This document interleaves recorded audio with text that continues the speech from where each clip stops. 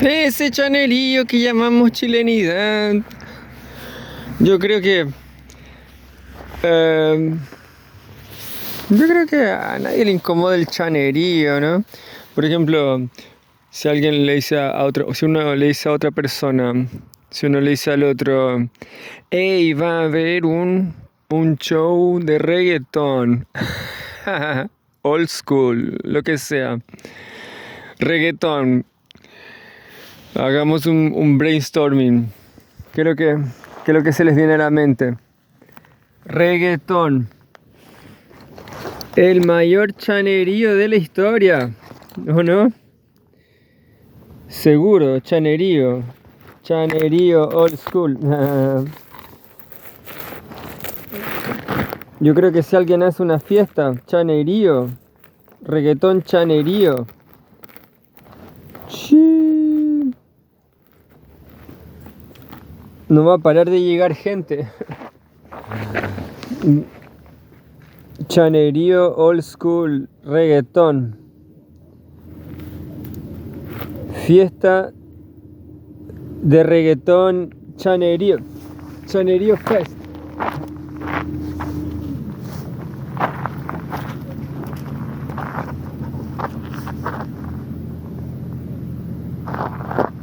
Estamos aquí esperando al Milú, ya saben por qué. No sé si saben, yo creo que saben. El Milú no es un perro libre. El Milú tiene sus restricciones.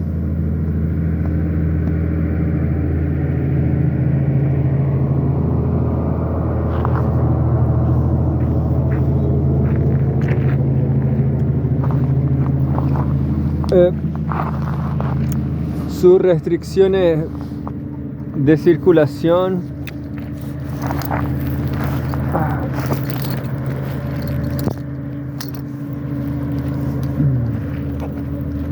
Pero el Milú ya sabe de eso, entonces lo que el Milú hace es evitar. El Milú ahora evita venir acá porque él ya se dio cuenta que ya no es libre de andar suelto por aquí.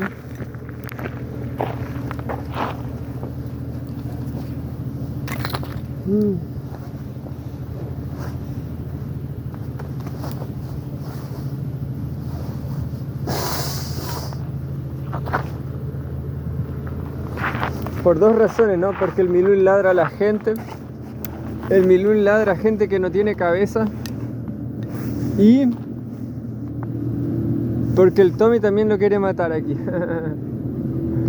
Aquí el Tommy se pone malo.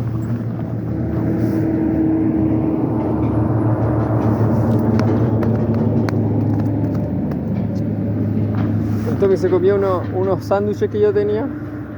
Como 3 o 2 o 3. Pero todo bien porque me los dieron también. Entonces, cuando uno tiene perro, uno ejercita la paciencia. Cuando uno le dice, si una persona tiene perro, seguro tiene paciencia, porque los perros...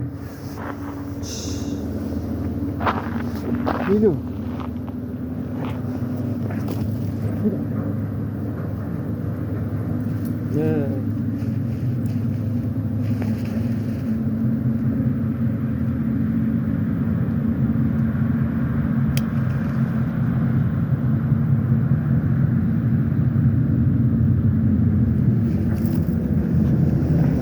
Cambio de cliente.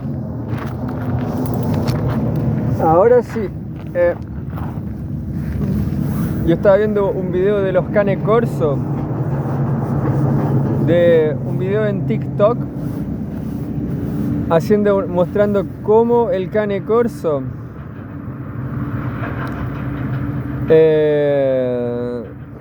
entiende la intención de las personas. Cuando viene alguien como amigo, el Cane Corso no hace nada. Ahí yo creo que se cayeron los mexicanos que hicieron el video. Cuando el Cane Corso pusieron la misma persona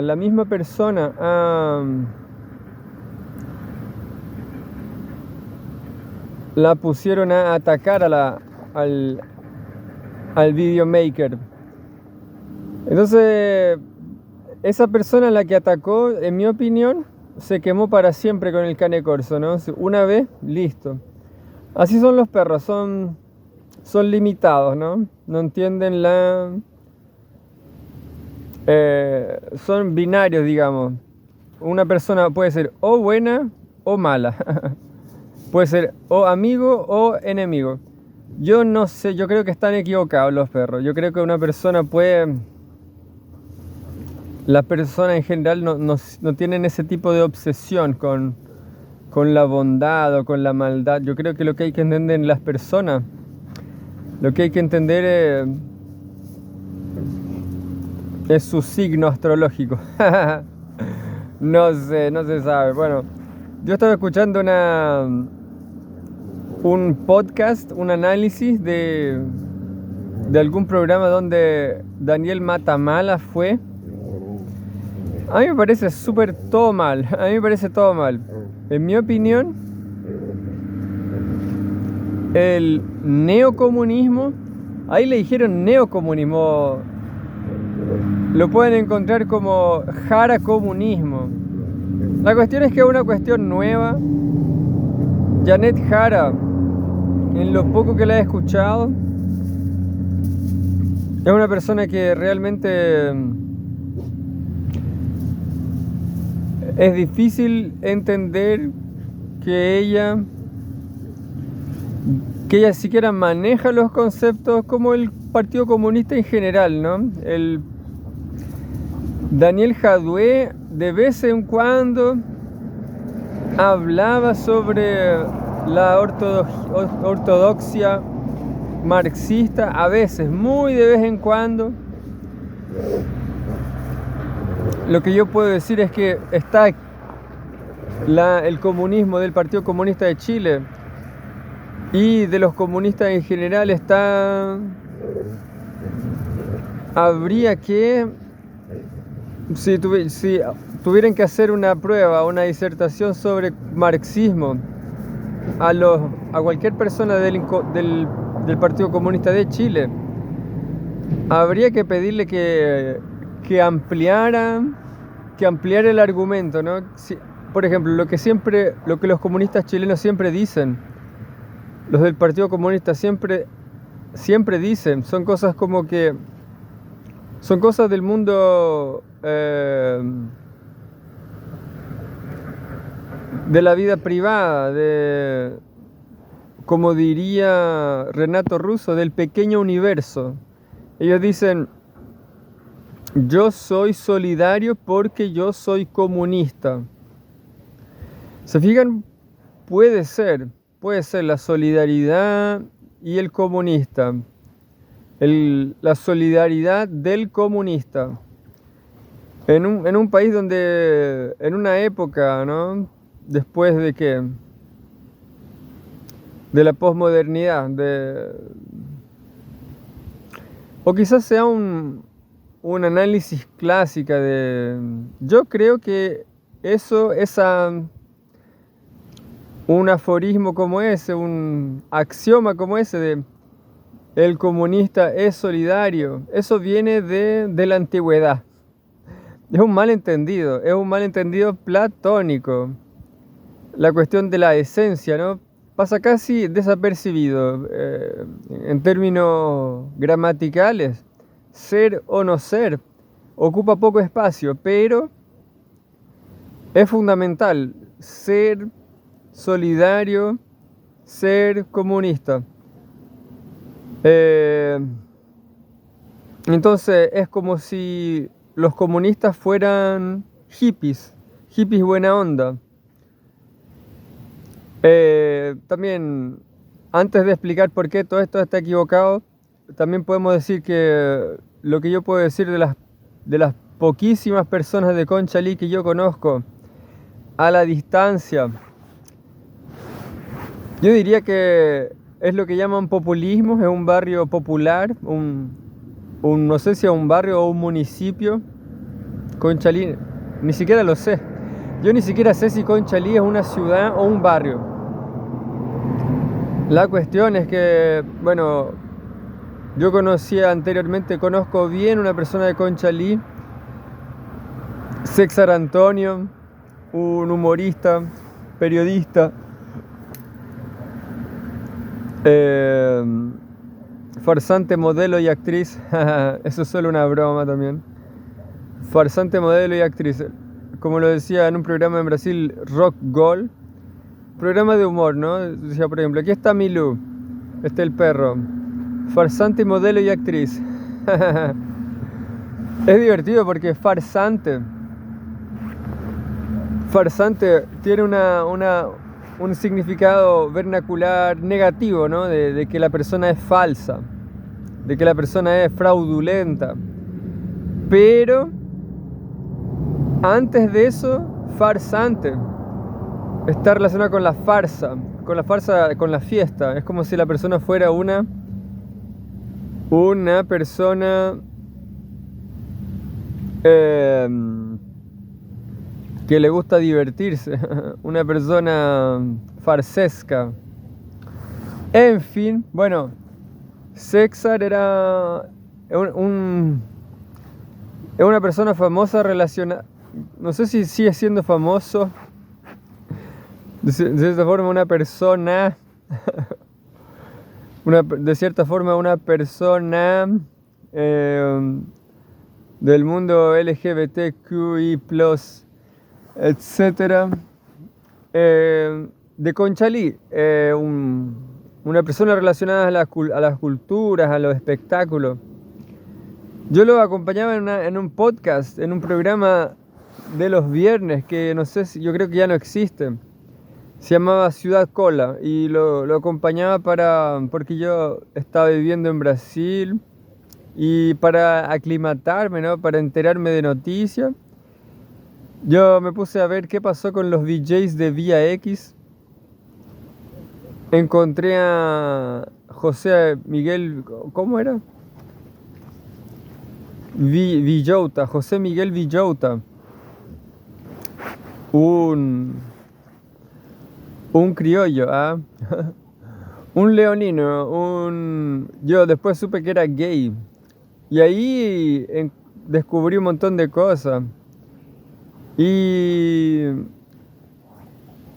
José Miguel Villota era en la época de Vía X, hace mucho tiempo, él hacía un programa que se llamaba El Interruptor. Y ese programa me parecía súper bueno, en términos de imagen. Me parecía bueno, Villota, sí. Era una especie de VJ, ¿no? VJ. Mucho mejor que cualquier otro, ¿no? Al menos yo no voy a decir que tenía mucho a decir, pero al menos tenía una estética, yo no entendía así, ideológicamente no se entendía cuál era el tema de él, era una especie de crítica, era una especie de crítica superficial, ¿no? Como lo estaba diciendo, es como si el marxismo fuera una caja negra, un tabú. El marxismo es un tabú en Chile. Como en el mundo también, en este jara comunismo. Dijeron que el comunismo, los partidos comunistas son una reliquia en el mundo. Puede ser. La cuestión es que la cuestión del comunismo en el mundo. Bueno, hay que decir que vivimos en un mundo salvaje, en un mundo. Chile es más importante el mundo que Chile, ¿no? Lo que pasa en el mundo es más importante. Si bien Chile es una especie de ostras, ¿no? Chile cabe dentro de una ostra. Ostra, o ¿cómo se dice? Una almeja. Algo así, ¿no? Adentro de una nutshell. No es tan simple tampoco. Tiene sus normas parroquiales, como siempre digo. Yo he citado tantas veces lo de Clifford Geertz que voy a empezar a organizar lo que leí. Voy a empezar a revisitarlo para ver si yo entendí bien. el ostracismo, no, el paroquialismo. A mí me parece más bien negativo, pero como bien dice los analistas del jaracomunismo,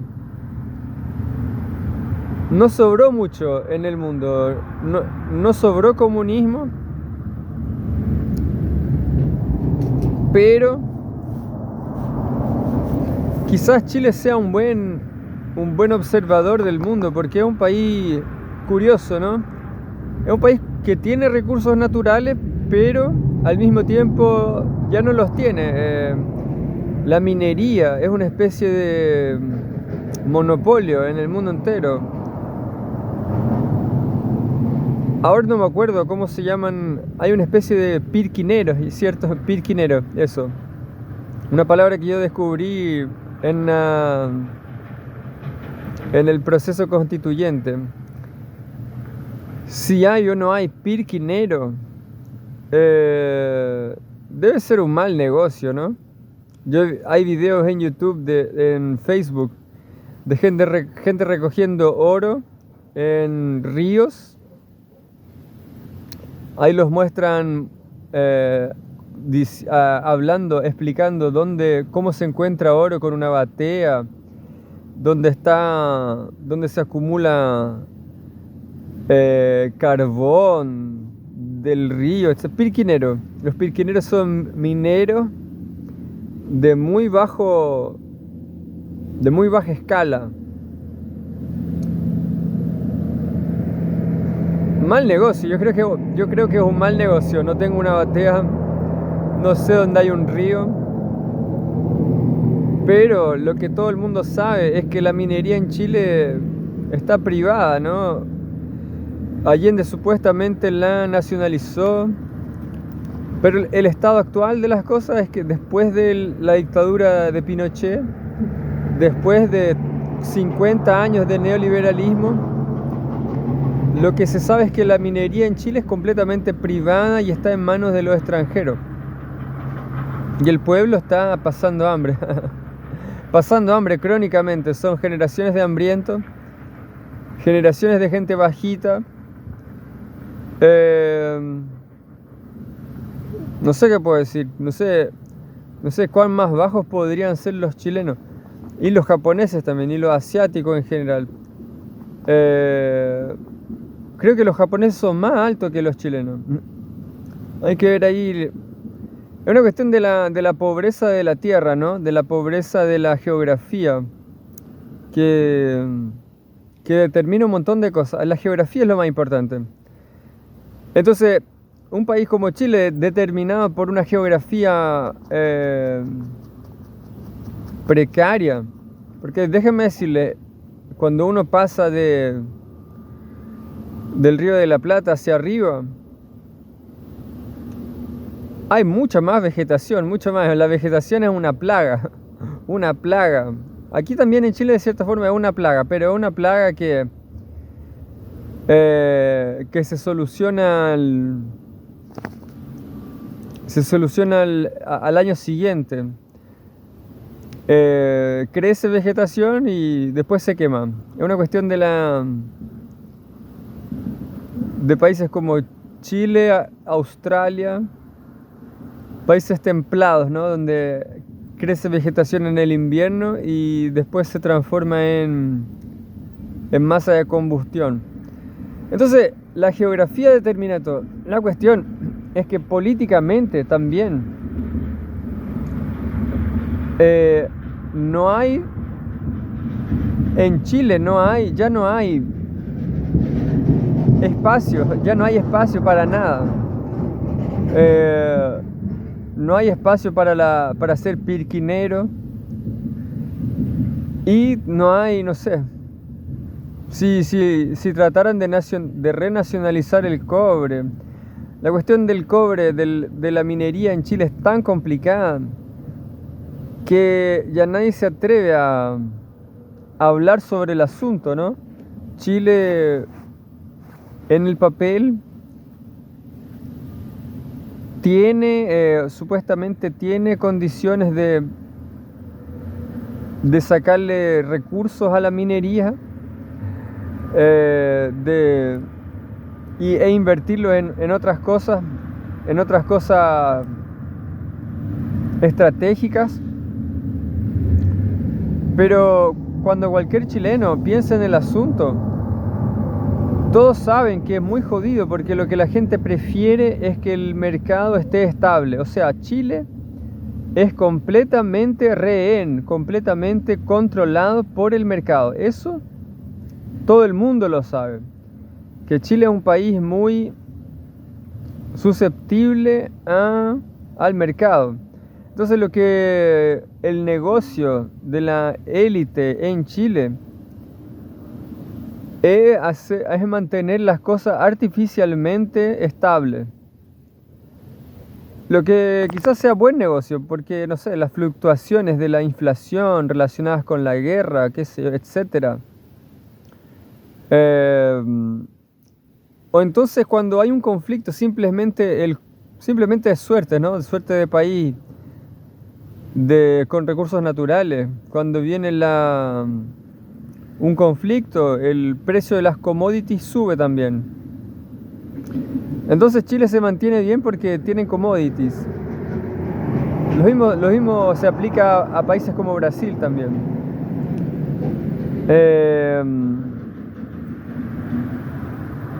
Pero políticamente no hay ánimo, nadie tiene el ánimo de analizar la economía chilena. Yo tengo un libro sobre la economía chilena, así que quizás lo lea. El problema es que está en castellano, y castellano es un plato que se come frío. Castellano es un idioma menor.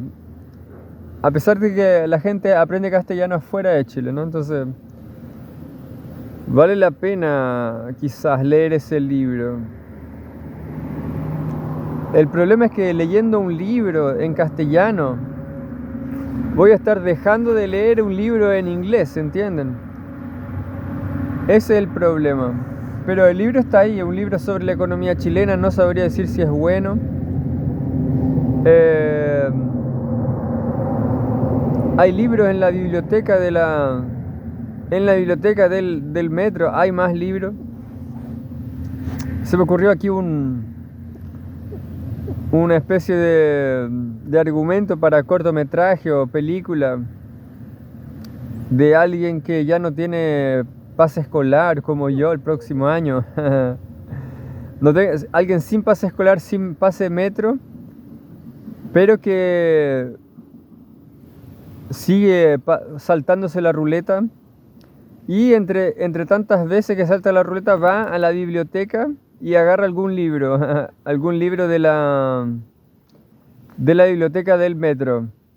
El metro tiene una biblioteca aquí en Limache, Sargento Aldea. Puerto Limache, Puerto Sargento Aldea. Hay una biblioteca, hay una red de bibliotecas de libros físicos, y los libros no son nada malos. Yo he visto los títulos así de lejos y tienen una buena apelación. Tienen libros de Roberto Bolaño también. No me acuerdo cuáles, pero hay libros. Y de economía, ese libro que digo yo de la economía chilena, después lo muestro, quizás lo lea. La cuestión es que nadie se anima a estudiar ese tipo de cosas de la economía chilena, porque es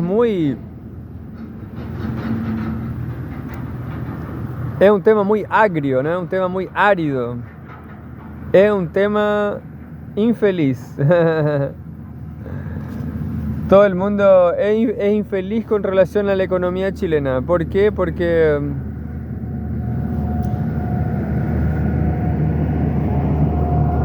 no se puede hacer nada, no se puede mejorar nada. Chile es un país donde la gente se acostumbra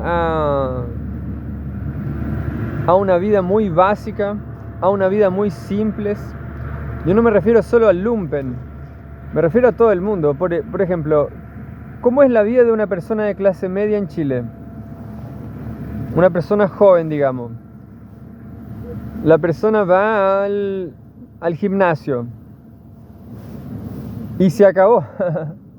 Fin. Esa es la gran actividad cultural que una persona saludable, joven, puede tener en Chile, ir al gimnasio.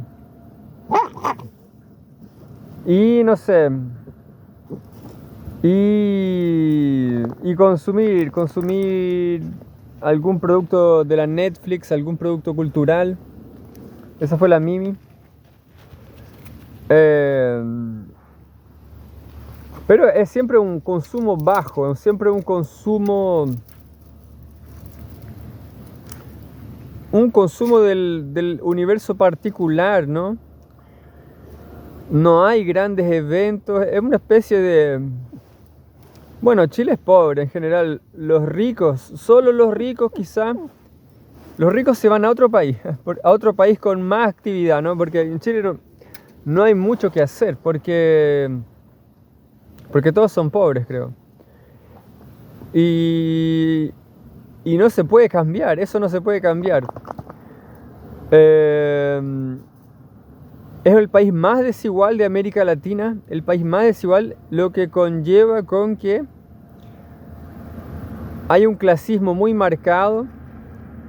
Es un clasismo tan marcado que la gente vive en sus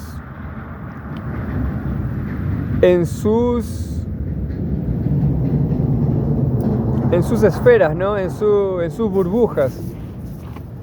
La gente vive en sus burbujas y desde luego no hay ascensión social. Yo creo que no hay ni siquiera una ascensión ni descenso. Es una especie de país medieval, ¿no? No tiene movilidad social, ni siquiera ni siquiera la gente que empieza a fumar pasta base. Ni siquiera ni siquiera los pasteros caen de clase social. Bueno, claro que es un drama, ¿no? No voy a decir que no es un drama. Yo creo que sí es un drama. Un drama real, pero un clasismo, no sé, peor que la pasta base en Chile es la clase baja. Es una especie de clasismo cristalizado, ¿no? La gente tiene pánico de cualquier índice de clase baja. Por ejemplo, un vlog, tener un vlog, tener perro callejero. En fin, es muy curioso, ¿no?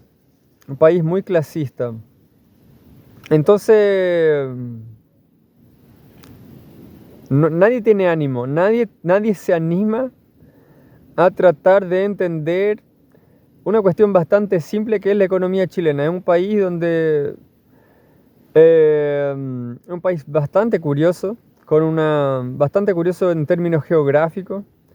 Está delimitado, muy bien delimitado, en el norte por un desierto, al sur por la cordillera también.